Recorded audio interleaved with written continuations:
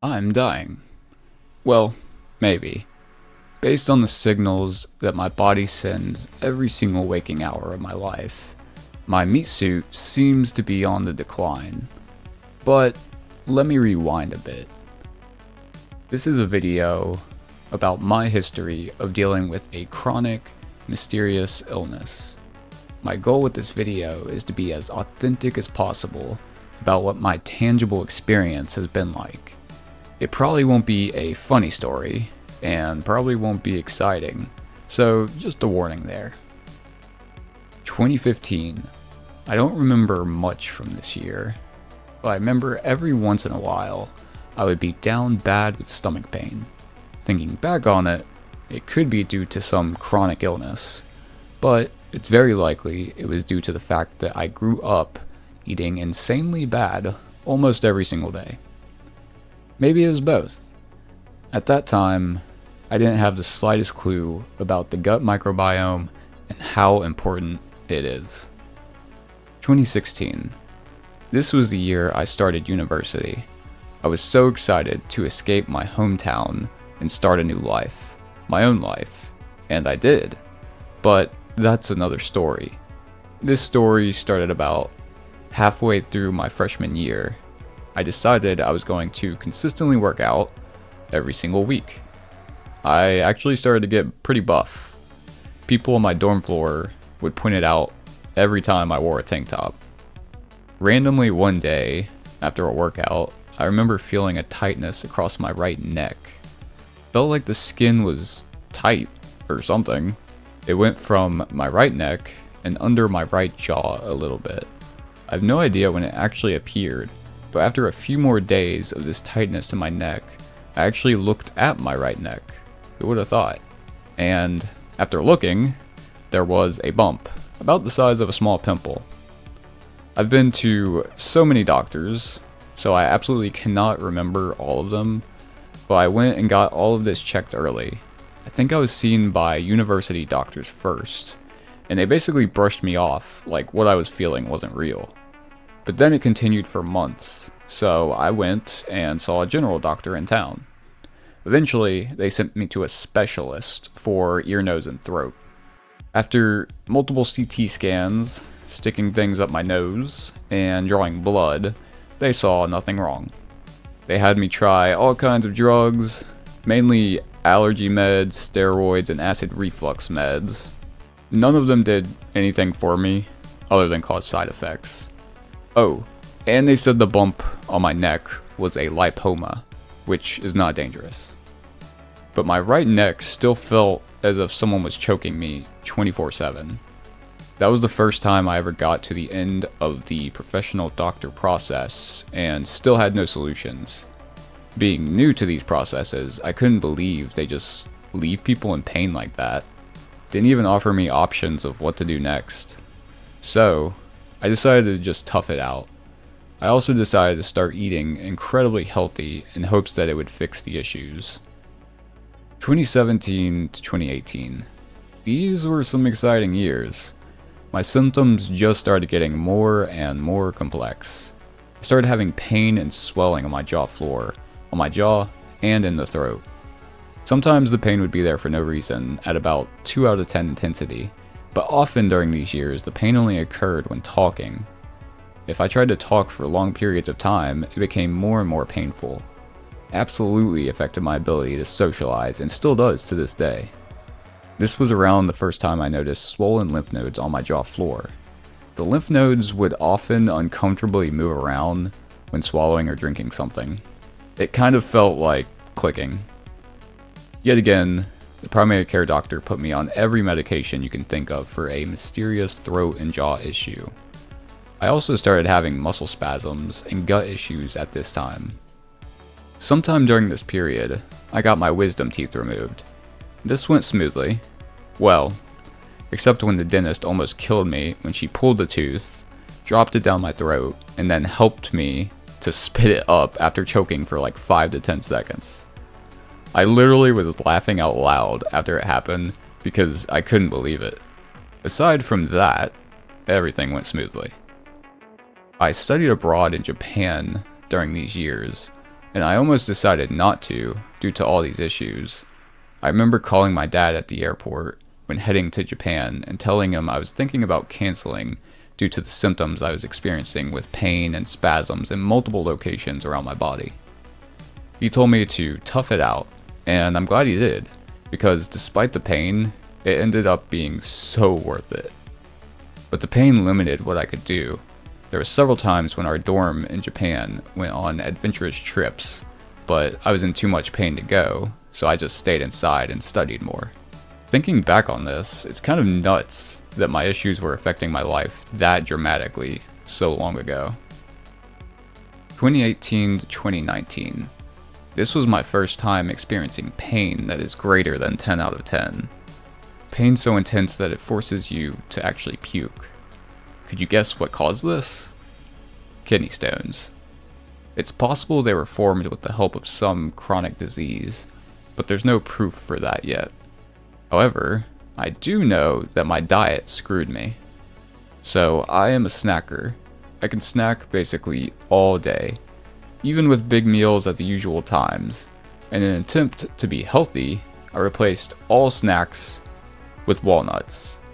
Anytime I wasn't in class, I would be in my apartment, doing homework, and snacking on walnuts. In addition, I would eat sweet potatoes almost every single day with my meals. Google oxalates and look at what foods have the highest amount of oxalates. Check out the warnings about getting too much high oxalate foods. Yup, a good way to form calcium oxalate kidney stones. And boy did I formed a crap ton of them. The very first one sent me to the ER because it was so painful. I had to get it blasted out with some sort of laser. Thankfully, the rest came out naturally over the next 2 years because holy crap, that laser was expensive. I learned an important lesson from this experience. Everything in moderation. And also, make sure to truly do your research on things, especially if it's health related. 2019 to 2020. Pain in my throat and jaw really started to increase, especially when talking, but also now stayed consistent around 3 out of 10 pain even when doing nothing. Previously, I experimented with changing my diet, but basically gave up because life was crazy those first few years of college, and the kidney stone incident scared me about messing with my diet too much. But around this time I got serious and tried experimenting in every way possible with my diet again. I made sure to do very in-depth research this time around, so that I didn't eat too much of one thing. I found the only diet that really helped was eating mostly beans, veggies, and occasionally meat. So if you lived with me, almost every day, you would see that most of my meals were just a bowl filled with beans, rice, and veggies. If I stuck with that for weeks straight, my symptoms would slightly decrease, but it was not a permanent fix. I also noticed that gluten did indeed cause my body to hurt, so I cut that out, which wasn't hard. And I cut out added sugars too. That's something easy that everyone can do, so I said, why not? I started logging down all my issues around this time in a digital notebook. I didn't do a great job at logging everything until much later, but I did manage to get some data down around this time. Sometime around 2019, I started experiencing chest pains that sent me to the doctor multiple times. I specifically remember sitting at my computer one day and randomly felt like I got electrocuted from the tips of my left fingers to my left chest. After it happened, pain and a tingly feeling lingered there for multiple days. I experienced these type of chest and arm symptoms multiple times, but they were kind of rare. There seems to be no consistency with them, except that if I eat extremely healthy, then they don't happen. I think these symptoms just further confuse things, so I typically don't mention them. Same thing with the gut issues. As long as I strictly eat healthy for a long period of time, I don't get any gut issues. So, the main focus at this point was pain around the jaw and throat. There are various other symptoms, with spasming muscles, chest pain, and gut pain, but they all seem to be less serious. 2020 stayed about the same, just increased pain. 5 out of 10 pain was consistent for me now. I graduated this year, So now I was working a job and had money. Due to this, I began seeing doctors multiple times every week. I was incredibly serious about getting this figured out. I didn't care how much I needed to spend. Although, there was one new issue that arose in 2020, a varicocele. Confirmed from an ultrasound. It's basically when your vein down in the groin area is not functioning properly. The blood pools for some reason. That caused a tremendous amount of pain, and I saw tons of doctors. I almost had the surgery for it, but I'm so glad that I didn't. I found that if I eat a really strict diet over long periods of time, then I don't typically have any varicocele pain. Also, acupuncture helps a lot with varicoceles for some reason. If you do research on varicoceles, they are quite a mystery. Doctors can tell you at a very small level what is causing it. It's caused by the valves in the veins not working. But that's not a real answer. Why did I go from not having a varicocele my entire life to having one? And then why does a strict diet fix it for me? Doctors don't have answers for this. We're just not that far into the future yet, apparently. 2021 to 2022. I started having sinus issues. It was confirmed chronic sinusitis, whatever that blanket statement even means. It started sometime in 2021 and is now consistent to this day. In the beginning, it was just pressure at the upper part of my nose. Then it became pain too. A red rash started small on one side of my nose. Back in the day, this red spot would come and go. However, this eventually became permanent and spread to both sides of the nose. It doesn't really look like a butterfly rash, and it's not super prominent, so doctors have nothing to say about it. Over time, just like the pain in my jaw and throat, this sinus pain became consistent, even when not talking. Often, the pain is felt in the sinuses under the eyes too, but the main point seems to be at the top of the nose. That area at the top of the nose also felt a burning sensation. Kind of like sunburn under the skin. One day, the burning sensation traveled from the upper nose to the entire head. This comes in waves, but it's not gone away fully since then. I remember this day vividly because it sent me to the ER, and even if you don't remember, your wallet is going to remember all the visits to an American ER. As soon as this feeling started happening on my head, I began losing my hair pretty quickly. Basically, anytime I take a shower, I lose clumps of hair, which never happened in the past. My hairline has always been pretty darn good, and ever since the symptom, it is getting worse and worse. Bit of a bummer. One day, that burning skin traveled around my body, and now it is common anywhere. But it tends to focus on certain spots like the forearms and the back of the neck, while remaining consistent on the head and upper nose. In 2022, I started experiencing chronic fatigue and muscle weakness all the time. Made it very hard to work, even as a developer who just sits in a chair all day. At this point, it was rare to be able to work out anymore. One day, I tried doing my old workout, where I do 3 sets of push-ups. I barely did any at all, and I ended up sore for over a month. While recovering, I would start feeling like the soreness had gone away, and then randomly, the next day, I'm even more sore again. It kind of felt as if my muscles would heal, and then the healing would get undone somehow. Another weird symptom appeared that just doesn't make much sense. I started having eye pain on occasion. No consistency at all.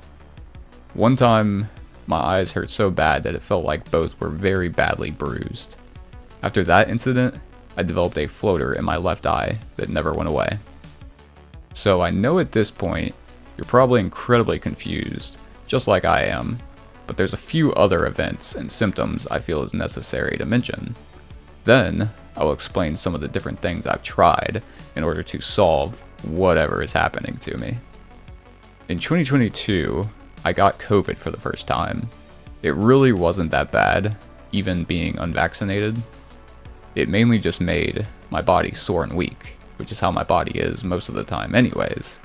However, 3 days after I was done with COVID, I started peeing blood, like straight blood, for over a week. Doctors couldn't do all that much for me.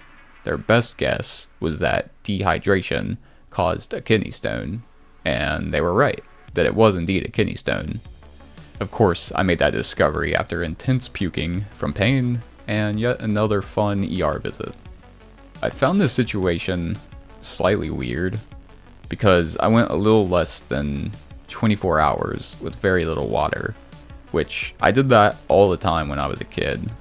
But somehow, this time, it created a kidney stone.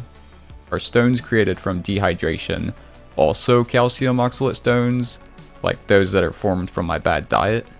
Just seems a bit odd to me, and maybe points to some chronic issue that hasn't been discovered yet. Something that makes more sense than just chronic kidney stones, like a real reason.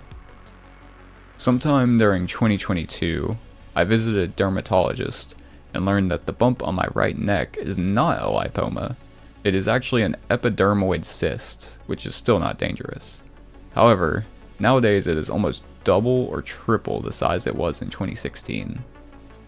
One day, I let my parents look down my throat, and they saw little red bumps near my tonsils. So, that's another signal. Maybe I need my tonsils removed or something, or it's just normal. I have no idea. In addition, recently I've been noticing that the pain around my jaw and throat and sinuses will get very, very intense until randomly the pain decreases. Then I feel some liquid slide down my throat. Often, this liquid or mucus tastes sweet. Really sounds like an infection, doesn't it? And to add to that, I often get the smell of smoke randomly in my nose, which signals an infection even more, I would think. In terms of my health history, the only other thing I have to add is that my pain levels are pretty consistent around 8 out of 10 intensity nowadays, with the main issues being pain in the jaw floor, throat, and sinuses. Then, all the other symptoms just add a cherry on top. So, that's the history. Now, let's talk about all the different things I've tried in order to figure this mess out. In order to fix the sinus issues, doctors have tried putting me on 2 different antibiotics, amoxicillin and doxycycline. Neither seem to do anything except cause side effects. I've tried seeing ENTs, speech pathologists, allergists, neurologists, and many other doctors. I've tried acupuncture, body talk, meditation, spirituality, and more. I've got CTs and MRIs of the entire spine and head, CTs of the abs and chest. I've had my teeth completely checked. So, what diagnosis have me and my doctors considered? The answer is literally everything. We checked for autoimmune conditions, tick-borne illnesses, yeast infections, almost every blood test you can think of, various urine tests, and multiple stool tests. I had a TMJ disorder specialist check, and they said I do not have any issues with TMJ. However, I saw another dentist, and he said the pain that I feel is exactly the pain associated with a TMJ disorder. He thinks if I got Invisalign and fixed my deep overbite, it would most likely solve the majority of the pain in my jaw and throat. I'm still skeptical, but I'm most certainly going to try. My ENT really has no idea, but he's thinking there's a possibility of a stone in my salivary gland. He thought about this after noticing how tender the salivary glands under my tongue were.